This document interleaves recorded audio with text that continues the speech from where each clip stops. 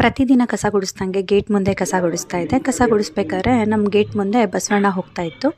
ಸರಿ, ಬಸವಣ್ಣನ ನೋಡಿದ ತಕ್ಷಣ ನಾನು ಕೈ ಮುಕ್ಕೊಂಡು ವಾಪಸ್ ಬರ್ತಾಯಿದ್ದೆ. ಕೈ ಮುಕ್ಕೊಂಡು ವಾಪಸ್ ಬರಬೇಕಾದ್ರೆ ಆ ವ್ಯಕ್ತಿ ಹೇಳ್ತಾರೆ, ನೋಡಿ ಯಾರ ಮನೆ ಮುಂದೆನೂ ನಿಲ್ಲಿಲ್ಲ, ನಿಮ್ಮ ಮನೆ ಮುಂದೆನೇ ನಿಂತ್ಬಿಟ್ಟಿದೆ, ನೀವು ಅದೃಷ್ಟವಂತರು ಅಂತ ಹೇಳಿದ್ರು.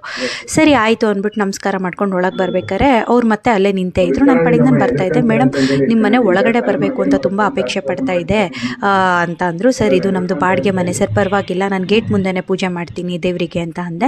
ಇಲ್ಲ ಮೇಡಮ್, ನಿಮ್ಮ ಮನೆ ಒಳಗಡೆನೇ ಬರಬೇಕು ಅಂತ ಬಸವಣ್ಣ ಬರ್ತಾನೆ ಇಲ್ಲ ನೋಡಿ, ನಾವು ಎಷ್ಟು ಹೇಳಿದ್ರು ಅಂತ ಹೇಳಿದ್ರು.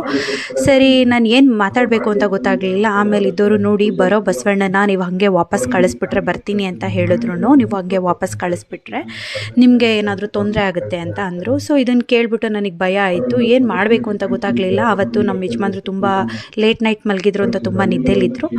ಸರಿ ಆಯಿತು ಅಂದ್ಬಿಟ್ಟು, ಸರಿ ಸರ್ ಒಳಗೆ ಕರ್ಕೊಂಡು ಬನ್ನಿ ಅಂತ ಅಂದೆ. ಕರ್ಕೊಂಡು ಬಂದರು. ಆಮೇಲೆ ಪೂಜೆ ಮಾಡಿ ದೇವರಿಗೆ ಅಂತ ಹೇಳಿದ್ರು. ಸರಿ ಆಯಿತು ಅಂದ್ಬಿಟ್ಟು ನಾನು ಪೂಜೆ ಎಲ್ಲ ಮಾಡ್ತಾಯಿದ್ದೆ.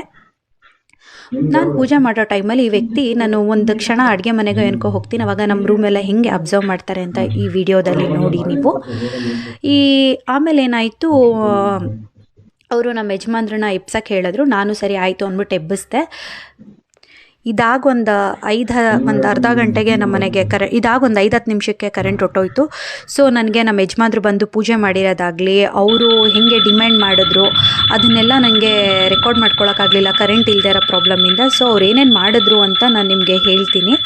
ಏನು ಮಾಡಿದ್ರು ಅಂತ ಅಂದರೆ, ಸರಿ ದಕ್ಷಿಣೆ ಇಡಿ ದೇವರಿಗೆ ಅಂತ ಹೇಳಿದ್ರು. ಸರಿ ಆಯ್ತು ಅಂದ್ಬಿಟ್ಟು ನಾನು ಒಂದು 100 ರೂಪಾಯಿ ದಕ್ಷಿಣೆ ಇಟ್ಟೆ. ಆಮೇಲೆ ಸರಿ ಆಯಿತು ಅಂತ ಅಂದ್ಬಿಟ್ಟು ಕೈ ಮುಕ್ಕೊಳ್ಳಿ ಅಂದರು ದಕ್ಷಿಣೆ ಇಟ್ಟು. ಆಮೇಲೆ ಆ ಬಸವಣ್ಣ ಅವರೇ ಟ್ರೈನ್ ಮಾಡಿರ್ತಾರೋ ಅಥವಾ ನಿಜವಾಗ್ಲೂ ಹಾಗೆ ಆಯಿತು, ನಂಗೆ ನಿಜ ಗೊತ್ತಾಗಲಿಲ್ಲ. ಆ ಬಸವಣ್ಣ ಏನು ಮಾಡ್ತು ಅಂದರೆ ಕತ್ತಳ್ಳಾಡಿಸ್ತಿತ್ತು. ನಾನು ಯಾಕೆ ಏನಾಯಿತು, ಕತ್ತಳ್ಳಾಡಿಸಿದ್ದು ಯಾಕೆ ಏನಾಯಿತು ಅಂತ ಅಂದರೆ, ಇಲ್ಲ ನಾವು ಒಂದು ದೇವಸ್ಥಾನ ಕಟ್ತಾ ಇದ್ದೀವಿ, ಆ ದೇವಸ್ಥಾನಕ್ಕೆ ನಿಮ್ಮ ಕಡೆಯಿಂದ ಏನಾದರೂ ಸಹಾಯ ಮಾಡ್ಬೋದಾ ಅಂತ ಹೇಳಿದ್ರು. ಸರಿ, ಎಲ್ಲಿ ದೇವಸ್ಥಾನ ಕಟ್ತಾ ಇದ್ದೀರ ಅಂತ ಕೇಳಿದಾಗ ನಾವು ಕುಣಿಗಲ್ ಹತ್ರ ಕಟ್ತಾ ಇದ್ದೀವಿ ಅಂತ ಅಂದರು. ಕುಣಿಗಲ್ ಹತ್ರ ಯಾವ ದೇವಸ್ಥಾನ? ಚಿಕ್ಕಣ್ಣ ಸ್ವಾಮಿ ಅಂತ ಹೇಳಿದ್ರು. ನಾವು ಚಿಕ್ಕಣ್ಣ ಸ್ವಾಮಿ ದೇವ್ರ ಬಗ್ಗೆ ಕೇಳಿದ್ದೀವಿ, ಬಟ್ ಕುಣಿಗಲ್ ಹತ್ರ ಇದೆಯೋ ಎಲ್ಲಿದೆಯೋ ನಮಗೆ ಗೊತ್ತಿಲ್ಲ. ಸರಿ ಸರ್, ಇವಾಗ ನಮ್ಮ ಮನೇಲಿ ದುಡ್ಡಿಲ್ಲ, ನಮ್ಮ ಕೈಲಿ ಇರೋದೇ ಇಷ್ಟು, ನಾನು ಅಲ್ಲೇ ನೀವು ಕುಣಿಗಲ್ ಚಿಕ್ಕಣ್ಣ ಸ್ವಾಮಿ ಅಂತ ಹೇಳಿದರೆ ಅಲ್ಲೇ ಬಂದು ನೀವು ದೇವಸ್ಥಾನ ಕಟ್ತಾ ಇದ್ದೀರಲ್ಲ, ನಮ್ಮ ಕೈಲಾಗಿದ್ದ ಮಟ್ಟಿಗೆ ನಾವು ಸಹಾಯ ಮಾಡ್ತೀವಿ. ಕರೆಂಟ್ ಇಲ್ಲ, ಬೇರೆ ವಿಡಿಯೋ ಎಲ್ಲ ಯಾವುದು ಕ್ಯಾಪ್ಚರ್ ಆಗಿಲ್ಲ, ದಯವಿಟ್ಟು ನಂಬಿ. ಸೊ ಹಾಗೆ ಇದೇ ವಿಡಿಯೋ ಹಾಕಿಬಿಟ್ಟು ನನ್ನ ಡೀಟೇಲ್ಸ್ ಏನಾಯಿತು ಅಂತ ನಿಮಗೆ ಶೇರ್ ಮಾಡ್ಕೋತಾ ಇದ್ದೀನಿ, ಹೇಳ್ತಾ ಇದ್ದೀನಿ. ಆಮೇಲೆ ಅವರಿದ್ದವರು ಹಿಂದೆ ಮನೆಯವರು 10,000 ಕೊಟ್ಟರು ಇಟ್ಕೆಗೆ ಅಂತ. ಆಮೇಲೆ ಆ ಕಡೆ ಬಿಲ್ಡಿಂಗ್ ಅವರು ಏನೋ ಅನುದಾನಕ್ಕೆ ಅಂತ 10,000 ಕೊಟ್ಟಿದ್ದಾರೆ, ಹಾಗೆ ಹೀಗೆ ಅಂತ ಹೇಳಿದ್ರು. ಲಿಟ್ರಲಿ ಅವರು ನಮಗೆ 5,000 to 10,000 ಡಿಮ್ಯಾಂಡ್ ಮಾಡೋಕ್ಕೆ ಸ್ಟಾರ್ಟ್ ಮಾಡಿದ್ರು.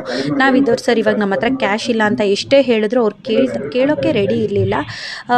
ಇಲ್ಲ ನೀವು ನೋಡಿ ಬಸವಣ್ಣನ ಹಾಗೆ ಕಳಿಸ್ಬಾರ್ದು, ನಿಮಗೆ ತೊಂದರೆ ಆಗುತ್ತೆ, ಹಂಗೆ ಮನೆಗೆ ಬಂದಿರೋದನ್ನ ಏನಾದರೂ ಕೊಟ್ಟು ಕಳಿಸಿ ಅಂತ ಅಂದರು. ನೀವು ನಂಬ್ತಿರೋ ಬಿಡ್ತಿರೋ 2,000 ಕೊಡೋವರೆಗೂ ಅವ್ರು ನಮಗೆ ಲಿಟ್ರಲಿ ಯಾವ ಥರ ಹೆಂಗೆ ಅಂತ ಅಂದರೆ ಅದನ್ನು ಹೋಗೋಕ್ಕೆ ರೆಡಿ ಇಲ್ಲ. ಹೆಂಗೆ ನಾವು ಪುಷ್ ಮಾಡ್ತಾ ಇದ್ದೀವ ಬಸವಣ್ಣನ ಹೋಗು ಅಂತ, ಅದು ಹೋಗ್ತಾನೆ ಇಲ್ಲ. ಆ ಥರ ಬಸವಣ್ಣಂಗೆ ಇವರು ಟ್ರೈನ್ ಹೆಂಗೆ ಮಾಡಿದ್ದಾರೆ ಅಂತ ನಾನು ಶಾಕ್ ಆಗಿಬಿಟ್ಟೆ.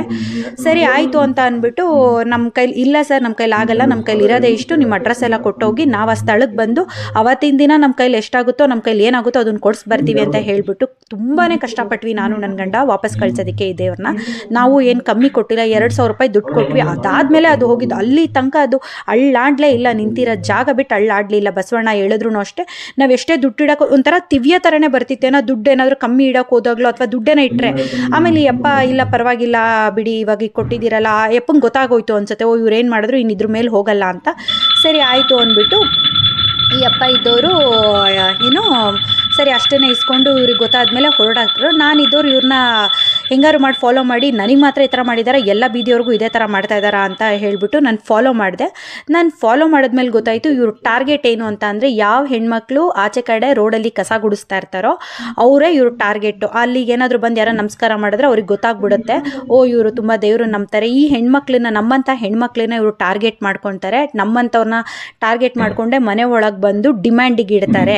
ಮನೆ ಒಳಗೆ ಬಂದಾದಮೇಲೆ ವಾಪಸ್ ಕಳ್ಸೋಕ್ಕೂ ಆಗಲ್ಲ, ಕೊಡದೆ ಇರೋದಕ್ಕೂ ಆಗಲ್ಲ, ಪರಿಸ್ಥಿತಿನ ಇನ್ಕ್ಯಾಶ್ ಮಾಡ್ಕೊಂಡು ಇವ್ರು ಈ ಥರ ದುಡ್ಡು ಮಾಡ್ತಾ ಇದ್ದಾರೆ. ದಯವಿಟ್ಟು ಎಲ್ಲೇ ಏನೇ ಈ ಥರ ಆದರೆ ನಂತರ ಪರಿಸ್ಥಿತಿ ಯಾರಿಗೂ ಬರಬಾರ್ದು. ಎಷ್ಟೇ ಕಷ್ಟ ಆದರೂ ಮನೆ ಒಳಗಂತೂ ಕರ್ಕೊಂಬರ್ಬೇಡಿ. ಗೇಟ್ ಮುಂದೆನೇ ಏನಾಗುತ್ತೋ ಅದನ್ನು ಮಾಡಿ, ಪೂಜೆ ಆಗಿರ್ಬೋದು, ನಿಮ್ಮ ಕೈಲಿ ಎಷ್ಟಾಗುತ್ತೋ ಅಷ್ಟು ಸಹಾಯ ಮಾಡಿ ಕಳಿಸ್ಬಿಡಿ ಅಂತ ನಾನು ಇಷ್ಟು ಹೇಳ್ತಾ ಈ ವಿಡಿಯೋನ ಮುಗಿಸ್ತಾ ಇದ್ದೀನಿ.